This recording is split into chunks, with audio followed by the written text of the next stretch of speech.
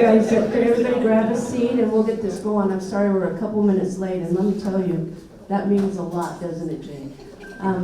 I would like to welcome Jane Thompson and Sharon Johannsen. I almost put a berg on the end of that name. They drove all the way up from Uravan this morning, or Uravan. Yeah, it's still your home. From Newsla this morning to give you one of the best presentations. Honestly, I've heard it twice that you're ever going to hear. You're going to have questions. They've got a lot to say. So, yes, you do, Jane. So I'll be in the back giving her this. You'll have questions. She's going to start talking right now, and about 15 minutes as it gets, you're going to see me in the back just saying this. Don't ignore me. If any of the other people make any signs, that's it, I'll be lost. We have to be out of here by 9. It's like an auction. We call the police at 9 o'clock. Oh, you do? They come in, yeah. But we didn't call them. It's the police academy. I am watching for my aunt. Okay. She's 86, so we'll keep an eye on her. Okay. I may have to stop and see if there's my aunt. Okay, we would love that. All right, so keep this microphone close to your mouth. Okay, and can you hear me? This is going to be the hard part because I talk with my hands. So keeping this here is going to be very difficult for me. It's so wonderful to be here. It's so wonderful to see all of you here this morning. We love talking about Uravan, so we're just going to get right in there. This is my sister Sharon, and I'm the older, nicer. I don't know anything about technology. That's why you don't see me over here. But we have a good time talking about Uravan. So without any further ado, what this is going to show you is that Uravan really had a prominent place in national history, in our national history. And people forget about that because you drive by and there's nothing there. But we want you to understand that in the west end of Montrose County was a little town that was very important to our country. So, the first thing that came along was gold. Everybody was looking for gold. And you could go right on to the next one. Gold fever was everywhere. They were finding gold in Telluride. They thought if they got on that San Miguel River and came right on down, they would find gold. And so a group out of Montrose actually helped to finance building the Hanging Plume. And just a hand raise, has anybody ever been out to see the Hanging Plume? It's worth a trip. It really is. We'd love to take you out there. If you ever come over, we'll take you out there and talk your ear off. And this is, the gold mining camps were all along the San Miguel and Dolores River. This is actually the Dolores River, and you can see the camp right down here. You can see the flume hanging off of the side of the mountain. It's quite an engineering feat. Nobody's sure how they did it, still to this day, but it's pretty interesting. They actually used 1,800,000 feet of lumber. Came off of Carpenter Ridge, which is above Paradox. It's 10 miles long with a 17% grade, which means it had a 90-foot drop in that 10 miles. If you're an engineer, you understand that. Me, I don't. So the flume hangs about 150 feet off of the top ridge. It really does look like it's just hanging there. It's 2.5 miles on the San Miguel River, and then at the confluence, it's 2.5 miles on the San Miguel, and then 6.5 miles down the Dolores River. If you go there, the only part you can see from the highway and from the river road is the part on the San Miguel. But if you float down the river, then you see really the best part of it. Well, not the best part, but a good part of it. So that adds up to, if you were adding, that adds up to 9 miles. And the rest of it went through the club ranch. So it was an earthen ditch, and then it was a wooden ditch in some places, and then it was the Hanging Plume in other places for 10 miles. Took 3 years to build it. It ran water for 3 years. And Wilson Rockwell wrote in his book, Uncompahgre Country, which is a great book. If you get a chance to go to the library and check that out. The day the water was turned into the flume, all the cowboys from the club ranch rode over to Mesa Creek Flats to witness the event. In 2012, the Interpretive Association of Western Colorado received grants to build the 48-foot reproduction. We went down and watched them build that a few times. We took Marie Templeton, our historian, down. She was able to visit with them and give some history. And you can see that from Y11 Road, County Y11 Road, and it's about 3 miles in from the highway. It's a good road, and it's worth taking that 3-mile drive down to take a look at that. The flume was actually abandoned. One thing that we have over there in our area are flash floods. And that water just pours off of those flat rim rocks, and it washed out a lot. So, and then once it was gone and they all went broke, nobody made any money, people went in and salvaged the wood. If you could get to the wood, you took it home. Those were 18-inch wide planks that were on the floor, 2 inches thick. We have one. We have a couple of pieces at the museum, and then the big beams that were holding it up were 8-inch beams. So it was good wood, and people say, "Gosh, it's a shame they vandalized that." Well, that wasn't vandalizing back then. That was early recycling. So that was the big gold, but there were gold camps all the way down from Telluride down through San Miguel Canyon and after Norwood down through Natarita and Uravan, people looking for gold. So then at about the same time as the gold was happening, ranching was happening. And the San Miguel Cattle Company was the largest ranch on the western slope at that time. It was headquartered in Cameville, C-A-M-E-ville, which was started by a gentleman named C-A-M-E, Came. And he was a gold miner, and he set up a post office. So there was a post office right there close to where the ballpark is now. And he's the one that went back east and talked the Johannsen brothers into investing in this ranch, investing in this property and building this big ranch. And so Johannsen brothers were one of the big investors of the club ranch. They called it the club ranch because of the deck of cards, the club from the deck of cards was their brand.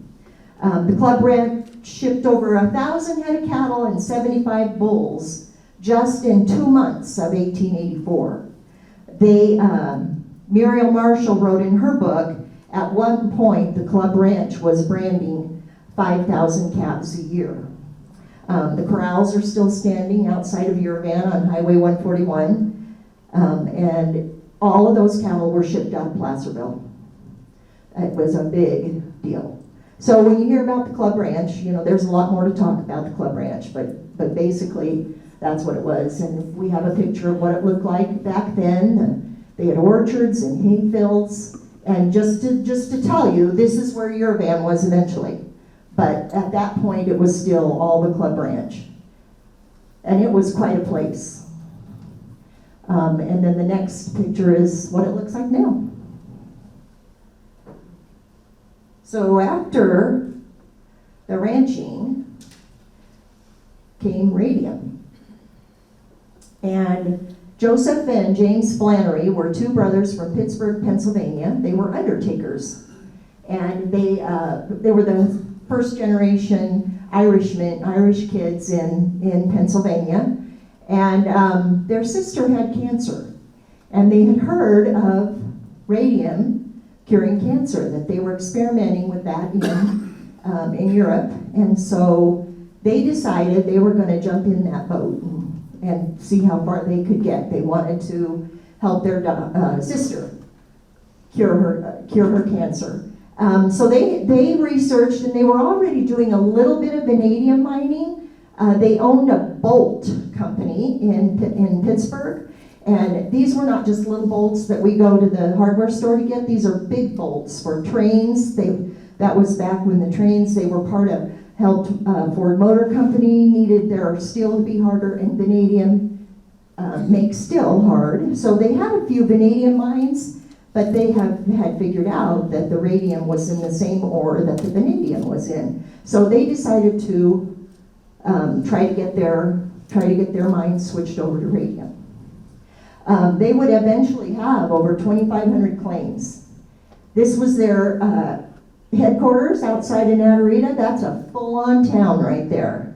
And that was in the early 1900s.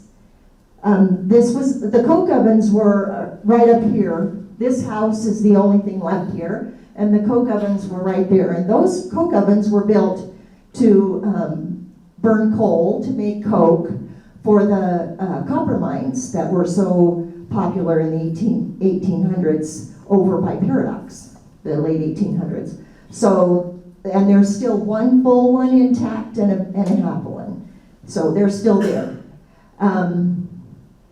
They built a pilot mill here to try to figure out if their process that they wanted to use to extract the radium from the ore was going to work, and it did. So they decided to find some land where they could build a mill. But we have a couple of pictures of some of their mines. This is an early Standard Chemical Carnotite mine. Carnotite ore is a yellowish, and sometimes it can be black. It has radium, vanadium, and uranium in it. All three elements come out of that Carnotite ore. And there's a story behind that. They named it after somebody in France, which just ticked all the miners off here. They thought they should have named it after Colorado somehow, but life goes on. And then here, this guy is packing up his Standard Chemical bags full of ore. You can see in a couple of them, you can see the SCC on the bags, and he's got a pretty good gig going there. I think he got a few. These are some more pictures. Nothing would have been done there at all without the burros. They were everywhere, and they hauled supplies into the mines, and they hauled the ore out. Those metal boxes that the burros have over there, those boxes were made in Nucla by Mr. Nitchie, and they're for hauling water. So they hauled all the water into the mines. They hauled the ore out. If you had a string of burros, you had a job. Then they purchased 10 acres from the Joe Junior Camp up there at the end, and they built their little village. It's called the Joe Junior Camp. Mr. Mullins was another Irishman from Pittsburgh that came to be the foreman, and they wanted to name it after him. And he said, "Oh no, name it after your son, Joe Jr." So that's what they did. And so it was the Joe Jr. Camp and Mill, and this was strictly to process the radium ore that was brought in. They break it down, they get the salts or the dust. We have some pictures of the dust rising up from, and that can't have been good for anybody. But they built a mill, they built a school. The school was called the Sacred Hearts Elementary School. And they had a boarding house. You can see the boarding house is the 2-story house right here. They built that in 1912. Everybody lived in tents. The boarding house had some rooms, and then that's where they fed everybody, had the cooks. And this is a picture of the boarding house shortly after it was built in 1912. We kind of like the boarding house. And it was used up until the reclamation. It was used through the vanadium years. It stood through the uranium years. It was a fixture there for a long time.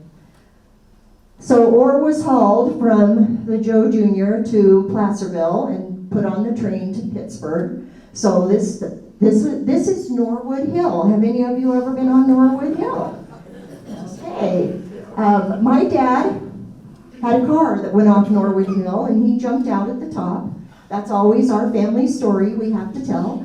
But this is their wagon. This is actually the Jacob family from Red Bell, who had the freighting company. And Standard Chemical actually sent a car along to guard and make sure nobody stole their radium. And you'll see as we go on why it was so pricey. They were stored at the Placerville station until the train could take them, and they were stored and guarded by armed cowboys. But this is the train station in Placerville. You can see the SC company on the bags. I'd love to have one of those bags, but none of those survived.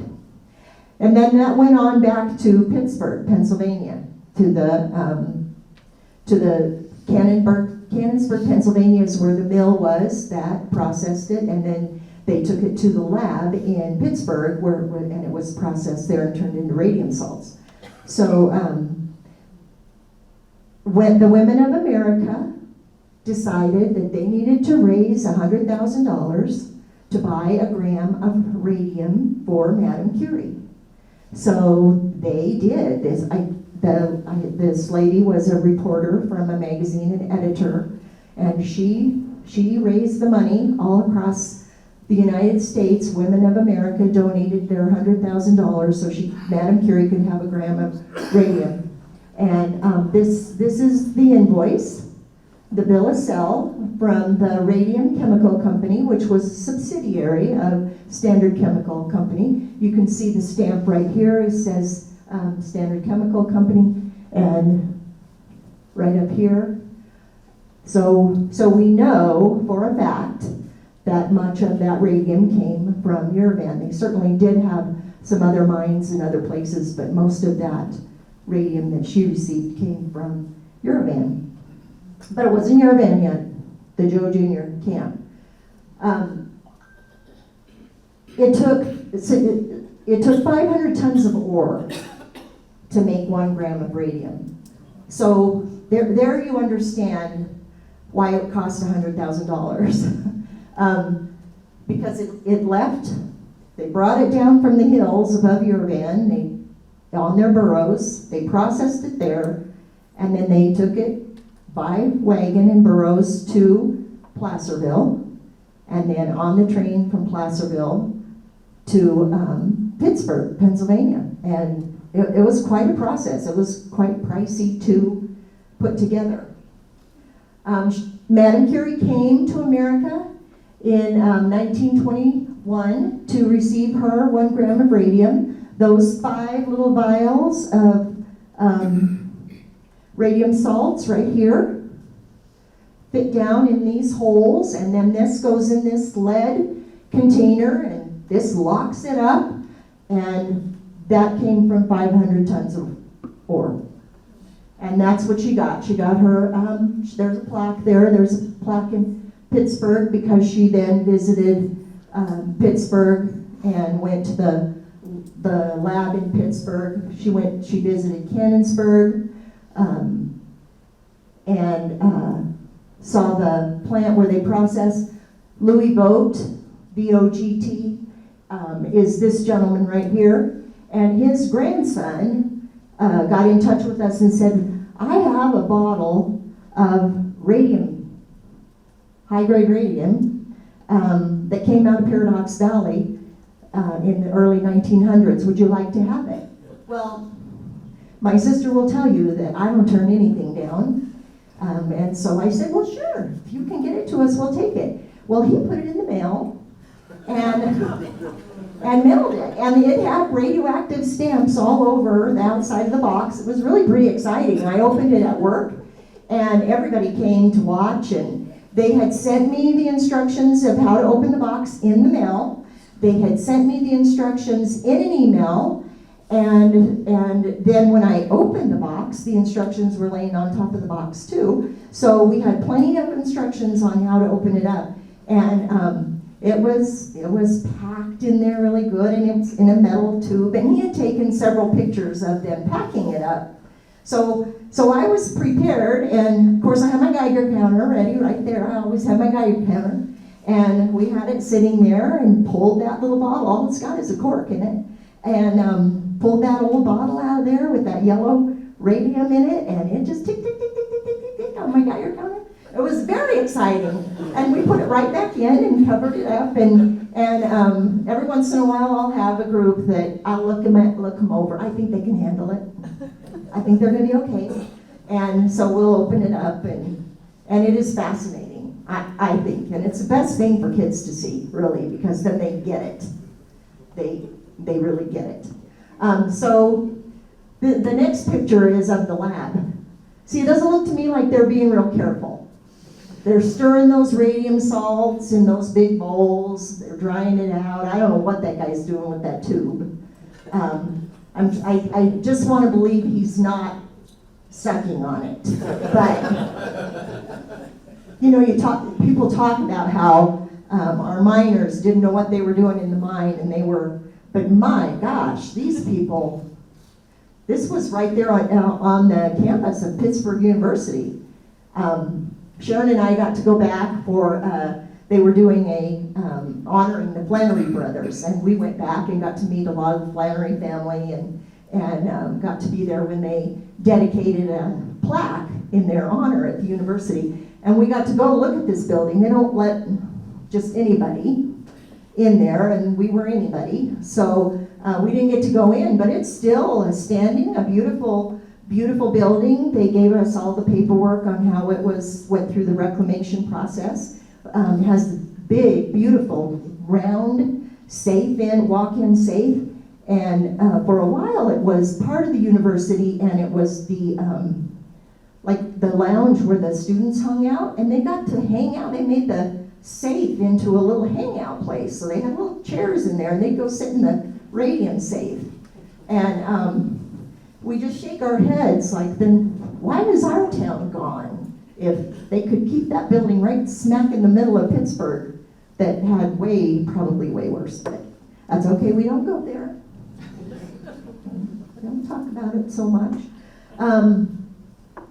But she was able to come. She was pretty sick by then. And, you know, they finally kind of admitted it was radiation disease. It was radium disease. She was pretty sick. She wanted to come and see the mines in the West End, but she didn't get to do that. But she did get to take a train trip to the Grand Canyon. Now, I know that historians say Madame Curie never came to Colorado, but I believe she did in her earlier days. Her daughters say she never came, and she didn't come on that trip. But I do believe that she came, because we hear family stories that have been passed down through the ages. And that little French woman came to dinner in Paradox many times, in many families talk about that. So I think she came, but I'm really not a historian. I'm just a talker. But I do believe she did come. So there you go. That settles that. But by 1923, all operations had shut down. They found radium in the Congo, the Belgian Congo, and so that was it. Copper was kind of our first bust in the West End, and then this was our next big bust. It's interesting to look at the town from this glimpse. They built an amazing hydro-powered plant. And we have a ton of pictures and a ton of information on that, and I just think that is a story in itself, that they did that in those 1914, 1915. It was amazing, and this is out in the middle of nowhere. If you've never been there was nothing there. They did have a telephone that came over from Nuclear, but they provided all their own power, and everything that was there, all the machinery, everything for the plant was brought in to Placerville. 18 minutes. 15 minutes? No. I've only talked 15? No, that's all you have. That's all I have left? Oh my gosh. So anyway, all of that was brought in by train and then brought by wagon from Placerville to Uravan. So, vanadium comes next. In 1928, United States Vanadium purchased all of Standard Chemicals holdings, and they began mining and milling vanadium at a very, they really didn't start until the 30s, but They named the town. Well, let's look at the next picture here. They had offices. This is the grocery store, the commissary. This was a community service building where they took care of business. This is our rec hall, and then this is the post office over here. They built all of the Standard Chemical buildings were gone except for the boarding house and one other building. So they had to rebuild the whole town. Then they also built a hospital right there. And it just looks like a little doctor office, which that's what we called it, the clinic. But at that time, it was a full-on hospital, and it was the only hospital within 100 miles. And so we had a lot of babies born there in this hospital, and one in particular, I think, is our next slide. My sister, Sharon. I was born in Grand Junction, but our older brother was born in the clinic. Sharon was born in the clinic, and we had a baby sister that was born in the clinic and passed away. She only lived for 3 days, so she never left the little hospital. But ladies came from Nucla, Natarita, wherever they could to have their babies there, because that was the hospital. And the only one, you couldn't make it to Grand Junction because that was a dirt road. That took half a day. You couldn't make it to Montrose. That was all a dirt road. So Uravan was it. This picture of the boarding house in 1936, still looking pretty good. And they were still using it. That's where everybody worked, or ate and lived if they didn't have a family. So then we had the Manhattan Project come along. And this is a picture of the WSP mill. This mill was built up very quickly in 1943. It consisted of about 20 structures. Some were big, some were small, but if you can see, this is on this side of the river. This is the actual mill up here. So everything here. This is the only photo that we have, and it's the only photo I've ever seen on the Denver Library pictures. So they brought in workers. They hired a lot of workers, and I saw a number the other day. They actually brought in 30 Army personnel. And then the Army Corps of Engineers built the flat top housing for the Manhattan Project worker families. And they worked 24-hour shifts.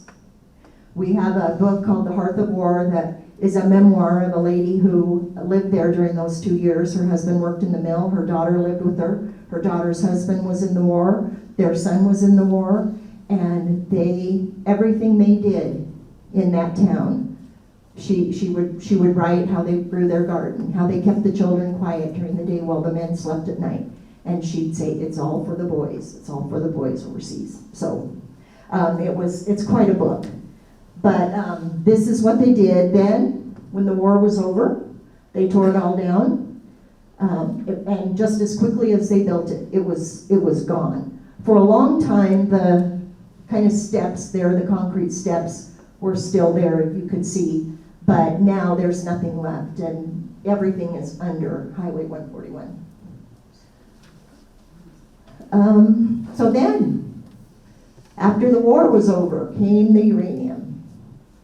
By 1949, they had gotten a permit to start building the mill, and so and of course now the Atomic Energy Commission is involved, and I don't understand any of that, so I just know what happened here. But they started building the mill, and this is what it looked like in 1959. You can see the little pile that looks like a pile of snow up on top.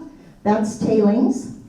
So that's tailings is the trash part. That's what you can't use. You've got to get rid of that.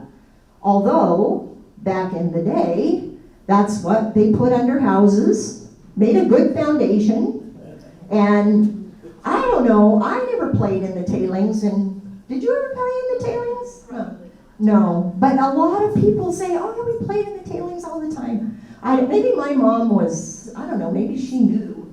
something nobody else knew. Anyway, this is in 1966, and the tailings pile is quite a bit bigger. So production was definitely stepped up over those 7, 8 years. So these are two pictures of the same. This is G block and part of the flat tops when they were built in 1959. This is what they looked like in 1966. And then this is our elementary school.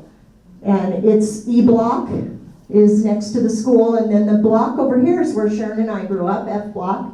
And then there's this little row of Quonset huts, but we had a beautiful school, and this is what it looks like now. And then a couple other, here's the mill, when it was in downtown area, and this is what it looks like now. The big hump up at the top of the mountain that looks like it kind of blends in with the mountain is where the town is buried. They dug a big hole and everything is buried in there. All the houses, all the buildings, all of the mill, anything that was in the mill. If there were brand new engines sitting in crates, they were shredded and buried in that hole. So everything's gone. Just a little short a slide that shows what life was like in Uravan, baseball, flowers. The flowers were beautiful in Uravan. I don't think it had anything to do with the radioactivity, but maybe it did. My mother grew wonderful gardens. And when they came in and said, nobody else can have a garden, you can never grow a garden again, and you cannot eat the fruit off the fruit trees, she was devastated. It broke her heart. So, reclamation. Started to clean it up, and this is what it began to look like. In 1994, well, no, I don't want to go there yet. The demolition began in 1983, and by 1986, the last of the residents had been moved out. Our mom and dad were the second to the last to leave right before the postmistress, and they left kicking and screaming. They did not want to go. My mother moved there in 1939 when she was 4 years old, and that was her home. It was declared a Superfund site, and over $80 million was spent to get rid of that town. Preservation came along, and in 1994, UMETCO did a survey of former residents, and they said that they wanted to preserve something, and the residents said this was the two buildings, the boarding house and the rec hall, that they wanted to preserve. The recreation hall, or the rec hall, is the bigger building, and it was actually from a Colorado conservation camp, a big building that they moved in, and was just kind of this size. And then they added on to both sides. Everything was in the rec hall. Church, the library, and the shooting range were in the basement, which I never quite figured that out, how you had the library and the shooting range in the same spot. But we had brownies, we had Girl Scouts. And the Rimrockers got a $100,000 grant from History Colorado to preserve these buildings. And it was, the funds were matched. $229,000 went into the preservation of these two buildings. They were painted, the wood was repaired on the outside. They both got new roofs. Everything on the outside was just pristine and beautiful, and then they were gonna get grants for the outside. And in 2007, UMETCO Minerals had been absorbed by Dow Chemical. And the grant was actually a 10-year grant. They started in 1997. We didn't know that at the time. But they got in touch with Marie, our historian, and said, we're gonna burn those buildings in 2 days. And there was nothing that we could do. So we found out later that they had pumped both buildings full of diesel fuel so that they would burn. So if Sharon and I had tied ourselves to the front porch, it wouldn't have made any difference. But don't think we didn't think about it. But Sharon went down that day with the older ladies. I didn't go. And she took a video of it burning. She tells the story better than I do, but we had a terrible snowstorm that morning, and they almost didn't go because the roads were just covered in snow, and the roads were slick, and so her husband drove her down, and they were slick all the way to Uravan, and she got there, and everything was covered in snow. They showed them where they could park to watch, and And then they went and lit the front of each building on fire, and they just didn't burn. They just sat there and just didn't burn. And you could hear her crackling, and she talks about how the buildings groaned and was dark and no sunshine, no cloud, just very cloudy. And finally, they both took and got into pretty big flames, and then the clouds moved, the sun came out, the snow melted very quickly, and it was all over. But it was like they were just going to put up that one last fight. This was heartbreaking on all kinds of levels. Our mother couldn't even talk about it, much less see a picture of it. The folks that worked so hard to raise the grant money and do the work out there were just brokenhearted. So anyway, we lost the 2 buildings, and so there's nothing left of Uravan. But I don't know, Sharon and I think somebody from the county, I'm not sure who it is, John, somebody gave us the nickname of the Bulldogs. Anyway, I see you now. And we were pretty angry that they did that, and we decided, we had a lot of meetings. Well, we're gonna give you the shop building that we built during the reclamation. We're gonna move it out to the ballpark for you, and you can have your museum there.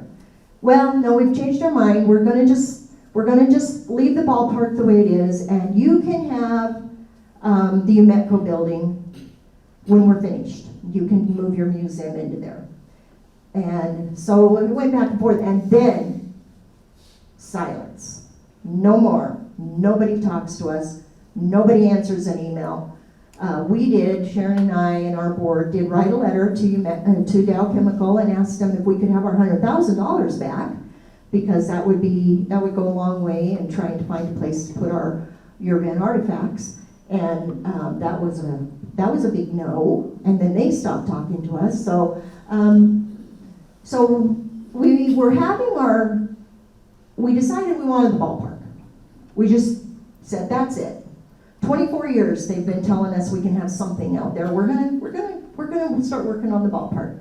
And at that time we were still having our annual reunion picnic once a year in August at the ballpark. And I think there's another picture of the ballpark. And this is this is actually a baseball group. This is our brother, where is he? He's over here somewhere. He's got big ears. He's really easy to pick out. And it was funny when we got these photos from the Wyatt family, and I can blow things up on my laptop. That's really a cool thing. And I could blow them up, and I found my mom and dad sitting there. So Sharon and I are these little girls running around in here somewhere. But we had kind of taken over the picnics from the older ladies. It was really hard for them. They had worked so hard, and we took them over and decided, we're gonna grow this picnic or we're gonna stop having it. So 2012 was the 100-year since the boarding house had been built, the 100 years since they had started building the mill in Uravan. So we picked that as our anniversary year, and we were gonna have a big picnic. And we had over 1,000 people RSVP. Now, there were some that came that did not RSVP. We had more than 1,000 people that were coming. And I don't know, I guess all of a sudden a couple of weeks before, UMETCO heard of that picnic, and they came out and locked the gate and said, you're gonna have to find someplace else to have your picnic, because you're not gonna have 1,000 people. And well, we got really angry then, and David White was our county commissioner at that time, and they were over for, I don't know what they were over for. We were in the library, and we told them that we'd been locked out of the ballpark, and just wanted him to know, and all the rest of them, that we were going to have our picnic in Uravan, and that we would block Highway 141. and set up our tents up there, and we would have our picnic no matter what. And that they wanted to take us little old white-haired ladies to jail. They were welcome to, but we were going to close the highway. And David, bless his heart, he just looked at us like we were out of our minds, and he had a piece of scratch paper there, and he signed it and said he'd go to jail with us. So we thought, well, that's okay, we'll all go to jail.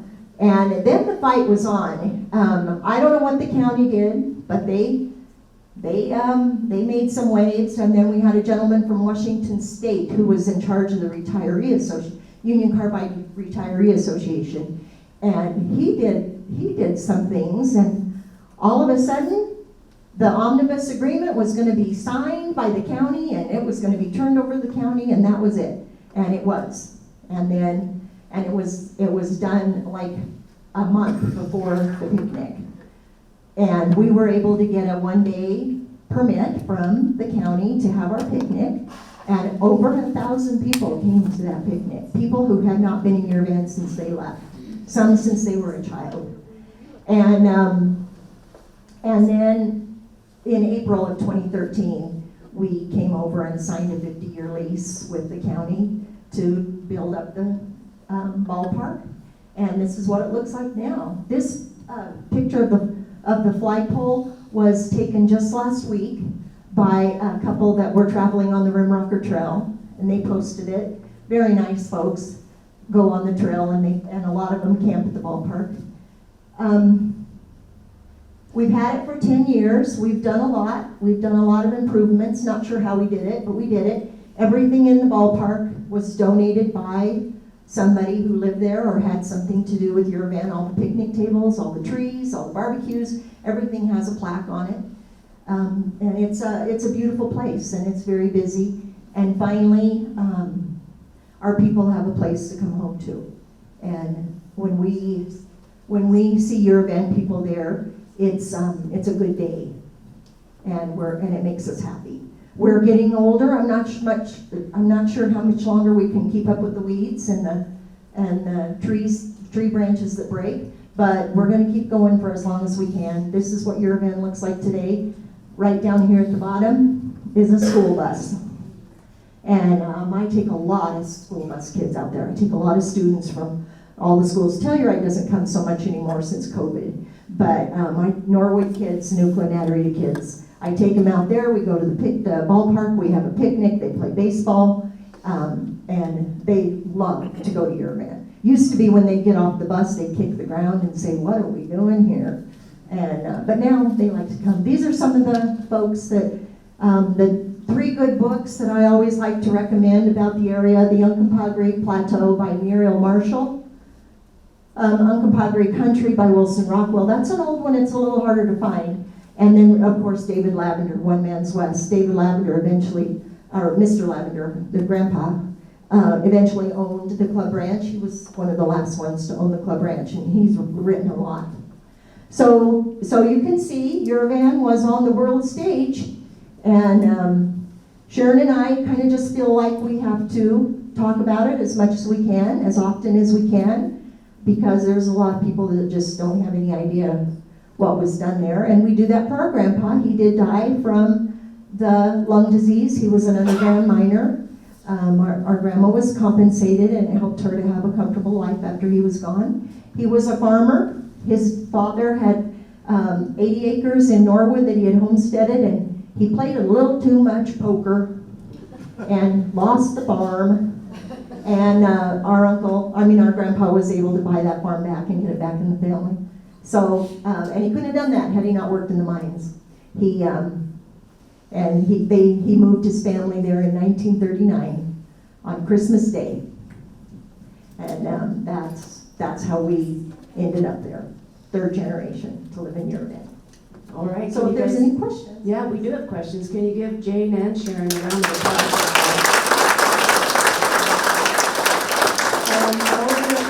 So if you raise your hand, I'll bring the microphone to you so everybody can hear your question. And then, okay, I'll sure try.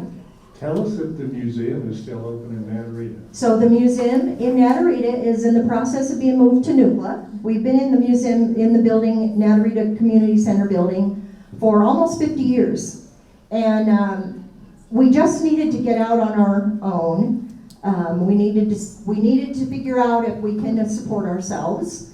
And we needed to get off of that back street and get onto Main Street. There was nothing on Nattery to Main Street that we could afford, and that we could share. We don't write grants. We just raise money and save our money, and we probably don't do it right, but that's okay. We couldn't get a big grant to redo a building. So a building came up in Nukla on Main Street that we could purchase or have a lease on for 3 years and then purchase at a very reasonable price.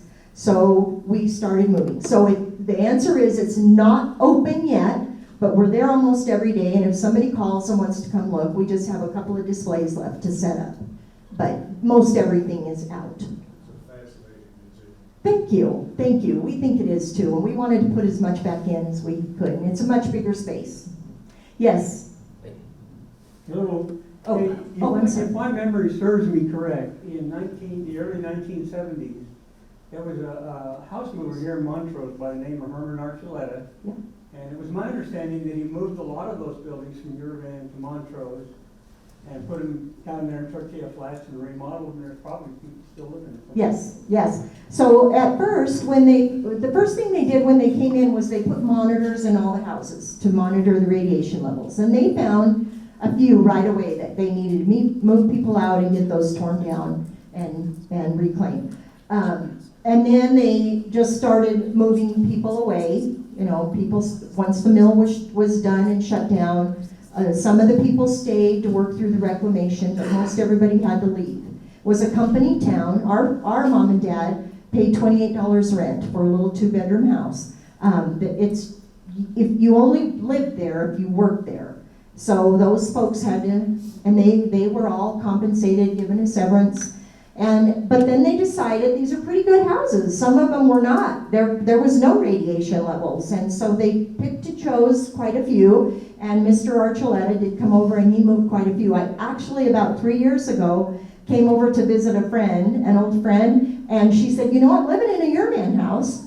I said, no way. And she said, I am. And I walked in that house, and I'm telling you, the memories came back because they were all built the same. And there are several over here in Montrose. There are several in Delta, which I've never really found those in Delta. There's a couple in Uniweep, there's a few in Norwood. So he did haul out quite a few houses. And then it got harder. The CDOT wasn't giving him permits, and he was running into a lot of trouble. So they just said, that's it, we're not moving anymore. And so he was done, and UMETCO was done, and the rest, I would say he moved maybe 50, maybe a little less. But I'm sure, well, we have the pictures that our mom took of those big houses going down the highway. So it was quite a process. Yeah, thank you, Jane and Sharon, appreciate it. I remember when I lived in Grand Junction watching those houses go down the road, and that was what my initial question was, did they track where they were so that you would still have those in your, so in the circle of knowledge. But does UMETCO still have a presence in the West End? And can we get some money from them for Yeah. So they have closed the office in Uravan, so there's no more office personnel there. Everything's closed up. They do have some contractors.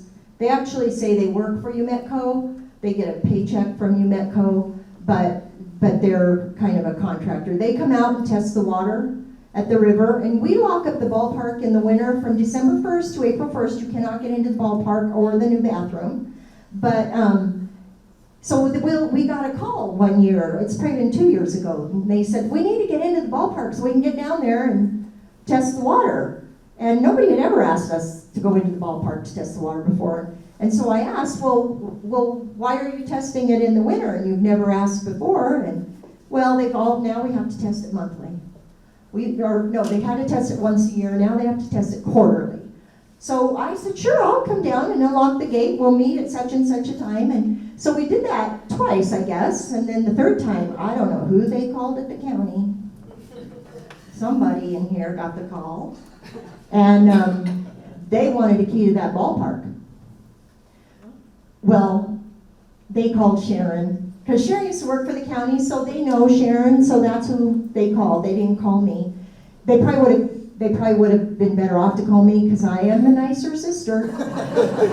Just saying. And I believe she said something like, if they're willing to give us the key to get into our storage containers full of artifacts at the UMECO building, then yeah, maybe we could give them a key to the ballpark. But no, they can call us and we'll meet them there, and we're happy to meet them there. We're friendly, nice people. We always have good visit. I don't know why it became an issue all of a sudden, but things just become an issue for the Rimrockers. We don't know why. Well, maybe we know why, but I don't know. They wanted in there and they wanted a key. We don't give a key to anybody. Even if John Washbush asked for a key, we wouldn't give him a key. So Jane, can you tell them, you're saying the word rim rockers, and I know that's, define that, and what makes you, it's me, what's a rim rocker? So you saw the pictures of the rim rocks. We're surrounded by rim rocks. Paradox Valley is surrounded by rim rocks. Well, the rim rockers were the outlaws that went and robbed the banks in Telluride and then went and hid out in the rim rocks. And our older ladies back in 1966 when they organized, and men, there were some men. Mr. Zatterstrom, our biology teacher, is actually the one that came up with the Rimrocker name. They wanted to call themselves the Rimrockers. And it turns out that it fits us. I think they did it for us because you're just kind of on the edge. You're living on the edge. People that live over there are very independent. I don't know if you realize it, but we don't get all the services that you get from the county or from anybody else. We're kind of on our own, and we manage fairly well. And we've been through several booms and busts, and we've been through some pretty depressed economy, just losing our coal mine and our power plant. We're trying to bounce back from that. Very resilient folks. So it really does, the word Rimrocker describes us very well. When Slim Hickox was murdered at the Cash and Copper mine, they chopped his head off and stole his money, buried it in a ditch, left him there for the birds to eat. And when they had the hearing over here in Montrose when they found the guys that did it, and they had their hearing over in Montrose, the newspaper said, all the Rimrockers were in town tonight. We're guarding, because that guy that they had, he broke out of that Montrose jail he was always on the run. And he eventually went to Canyon City and he broke out of there too. But the Rimrockers were in town that night at the end of the hearing. So yeah, that's what we were. That's what we are. Okay, does somebody else have one really quick question?